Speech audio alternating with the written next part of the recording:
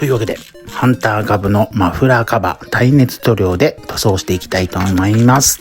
ネジはね、各2本ずつ4本で止まっているので、六角レンチで外してください。大きい方の中に爪で止まってました。なくさないようにネジは保存しておいて、こちらの耐熱スプレー。これでだいたい3度塗りぐらいしたら、いい塩梅に仕上がりました。ムラが出ないようにね、しっかり塗ってください。ネジの頭も銀色だから、真っ黒に塗装したいと思います。2時間ぐらいして乾いたら、ネジを留めていったらもう完成ですよ。こんな感じにね、爪のとこをキュッと引っ掛けて、後ろの方はまたネジで留めてください。